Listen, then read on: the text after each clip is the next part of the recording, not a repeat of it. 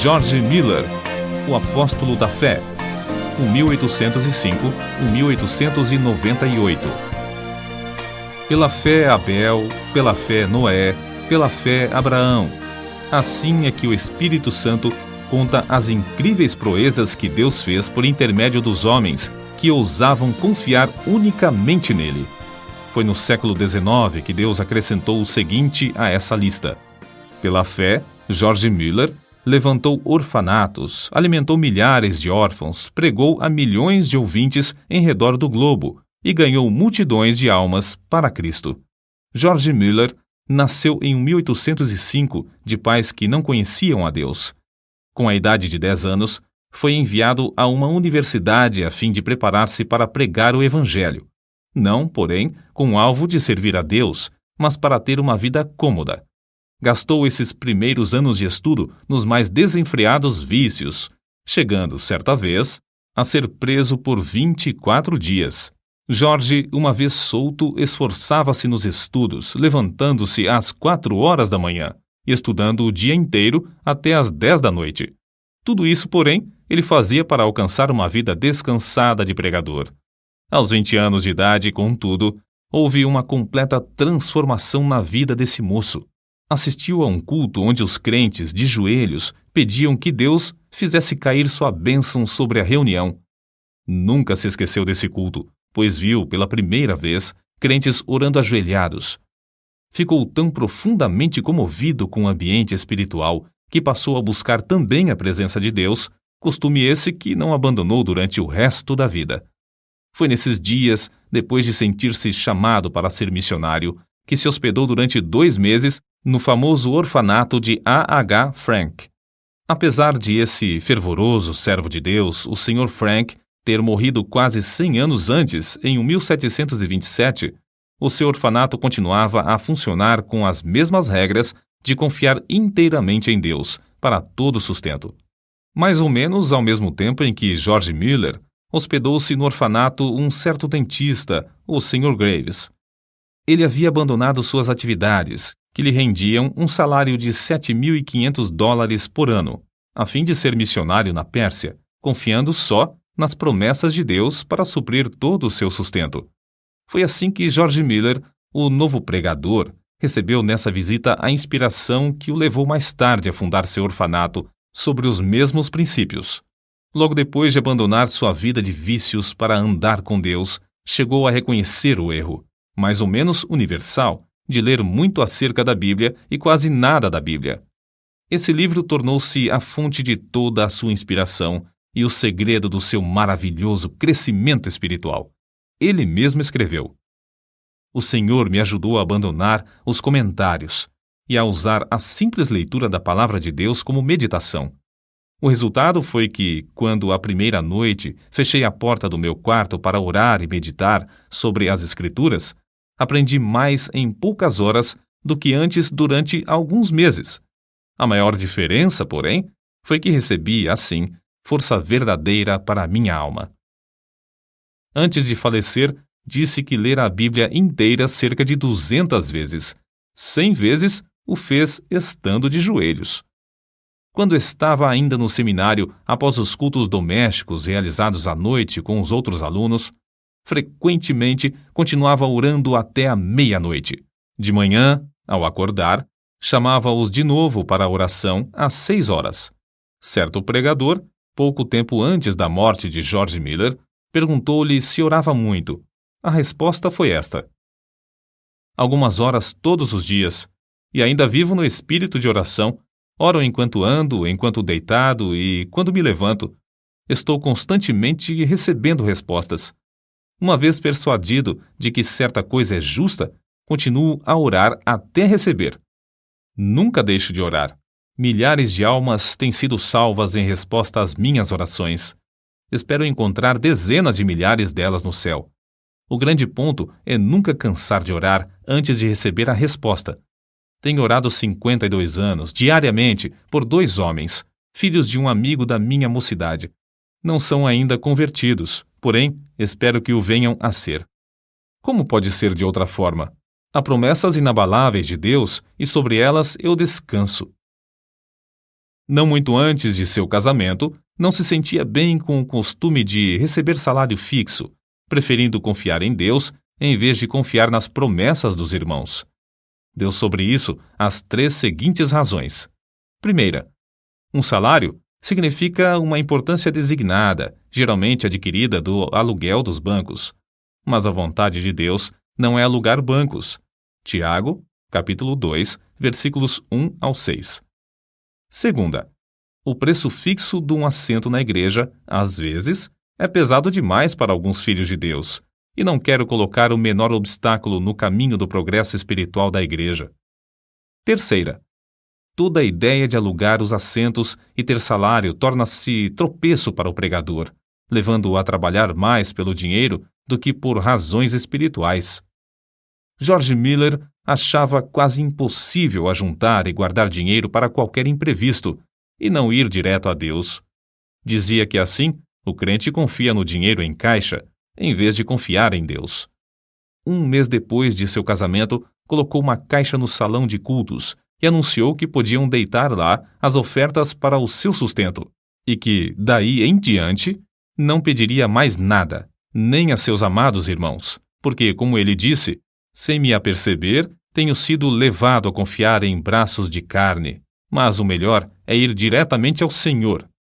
O primeiro ano findou com grande triunfo, e George Miller disse aos irmãos que, apesar da pouca fé ao começar, o Senhor tinha ricamente suprido todas as suas necessidades materiais. E ainda mais importante, tinha-lhe concedido o privilégio de ser um instrumento na sua obra. O ano seguinte foi, porém, de grande provação, porque muitas vezes não lhe restava nem um shilling. E George Miller acrescentava que, no momento próprio, a sua fé sempre foi recompensada com a chegada de dinheiro ou alimentos. Certo dia, quando só restavam 8 shillings, Miller pediu ao Senhor que lhe desse dinheiro. Esperou muitas horas sem qualquer resposta. Então, chegou uma senhora e perguntou: "O irmão precisa de dinheiro?" Isso foi para ele uma grande prova de fé. Entretanto, o pastor respondeu: "Minha irmã, eu disse aos irmãos, quando abandonei meu salário, que só informaria ao Senhor a respeito das minhas necessidades. Mas", respondeu a senhora, "ele me disse que eu lhe desse isto." E colocou 42 shillings na mão do pregador.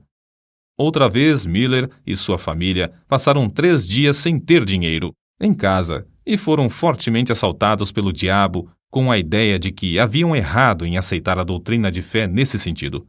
Quando, porém, voltou ao seu quarto, achou 40 shillings que uma irmã deixara. Ele acrescentou então: "Assim triunfou o Senhor e nossa fé foi fortalecida."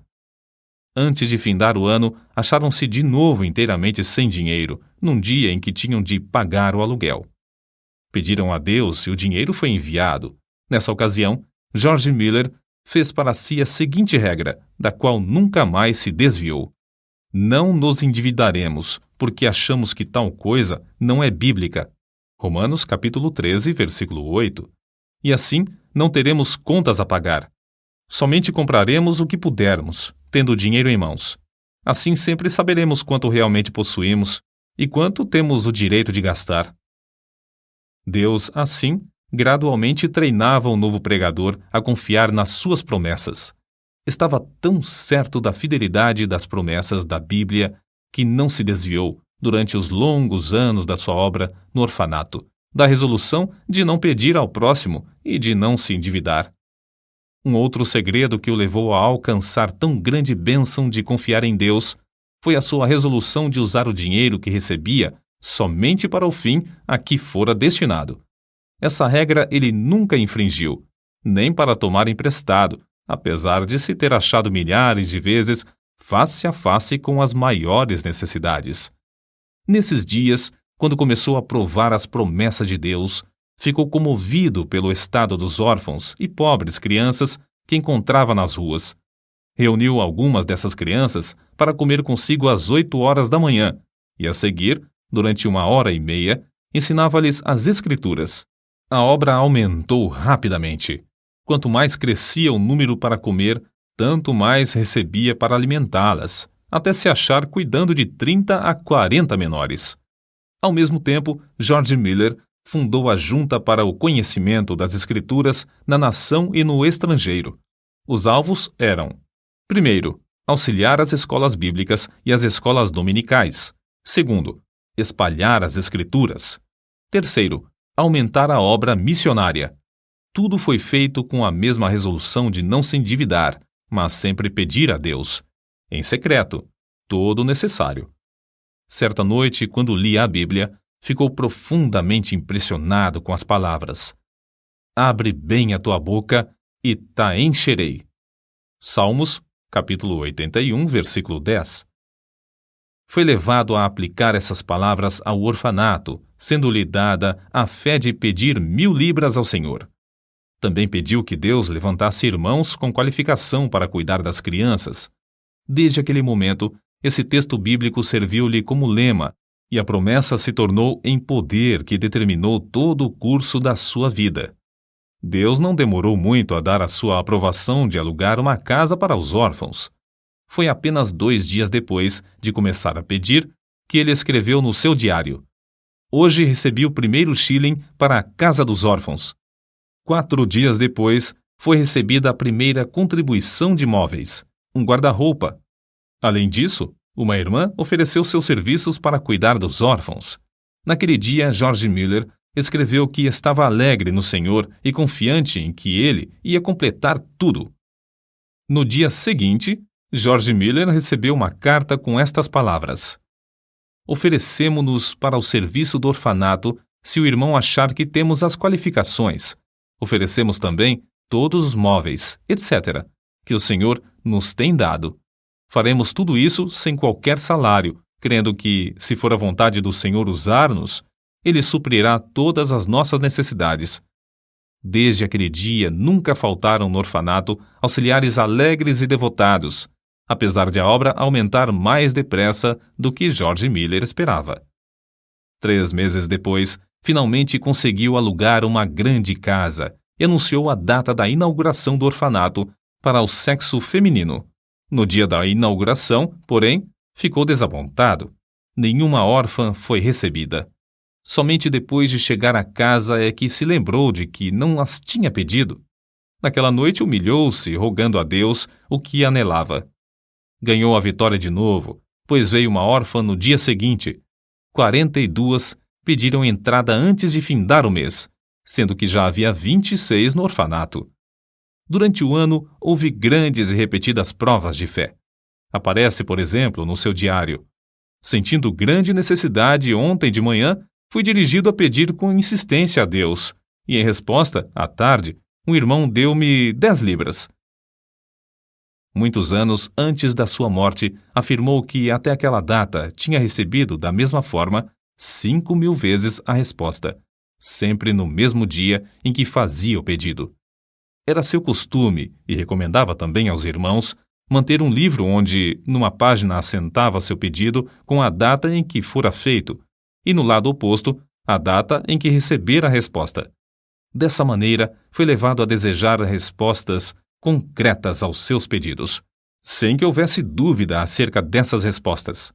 Com o aumento do orfanato e do serviço de pastorear os 400 membros de sua igreja, George Miller achou-se demasiadamente ocupado para orar.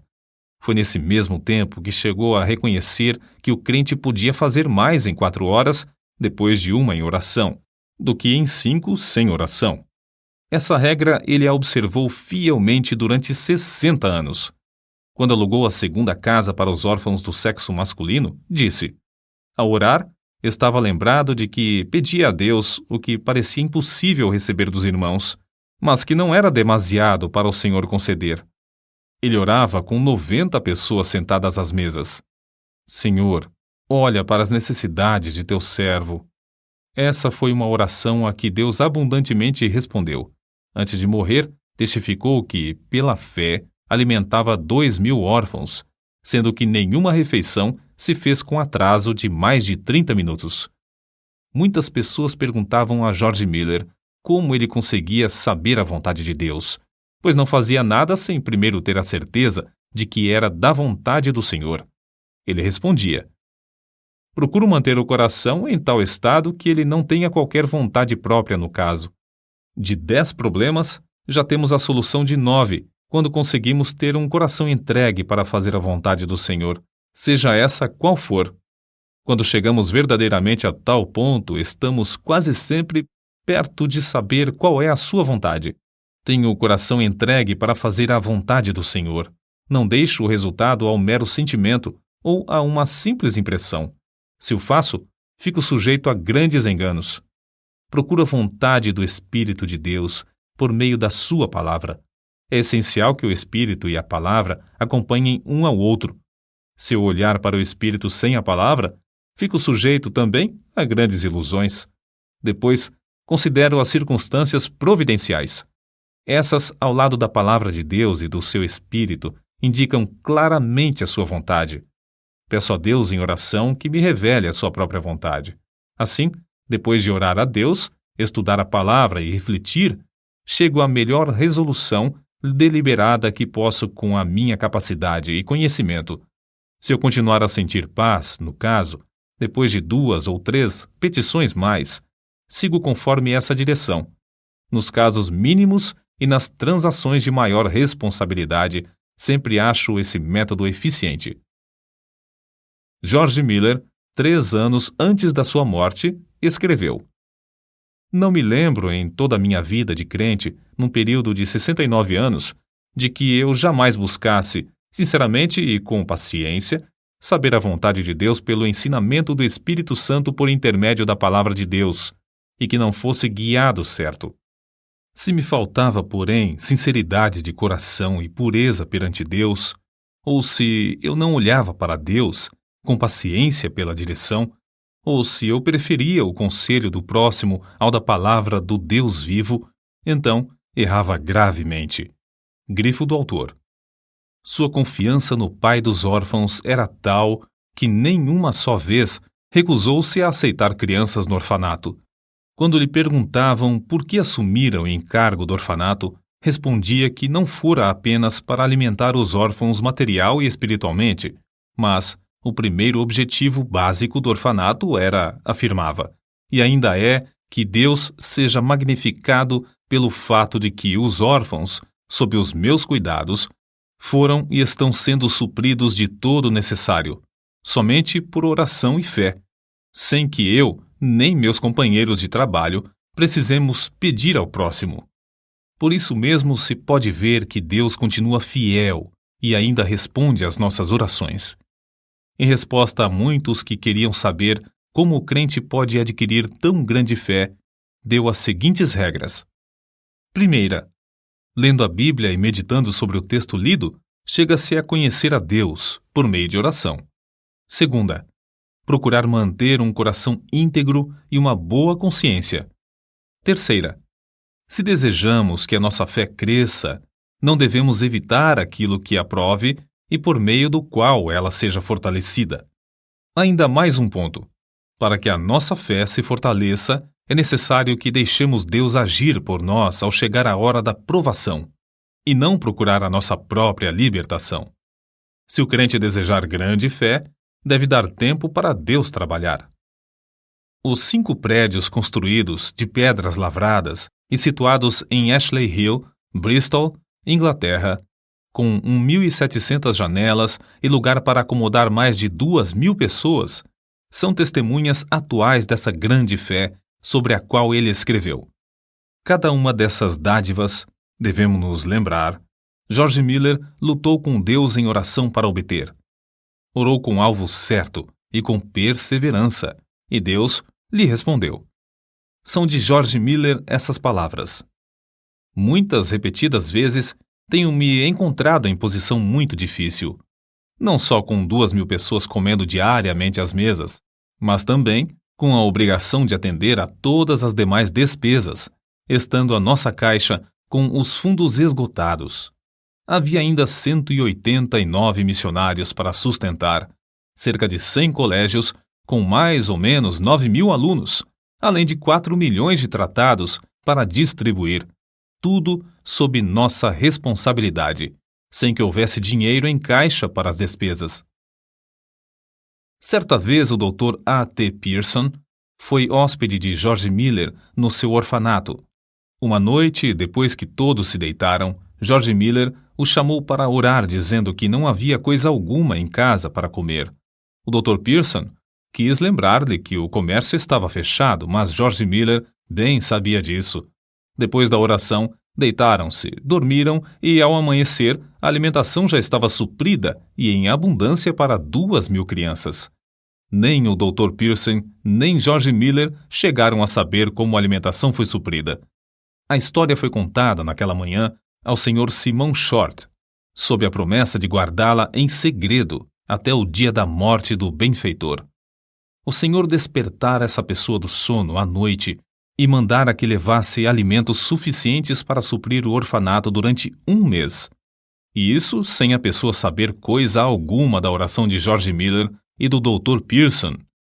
Com a idade de 69 anos, George Miller iniciou suas viagens, nas quais pregou centenas de vezes em 42 nações, a mais de 3 milhões de pessoas. Recebeu, em resposta às suas orações, tudo de Deus para pagar as grandes despesas. Mais tarde, ele escreveu: "Digo com razão, creio que eu não fui dirigido a nenhum lugar onde não houvesse prova evidente de que o Senhor me mandara para lá." Ele não fez essas viagens com o plano de solicitar dinheiro para a junta, não recebeu o suficiente nem para as despesas de 12 horas da junta.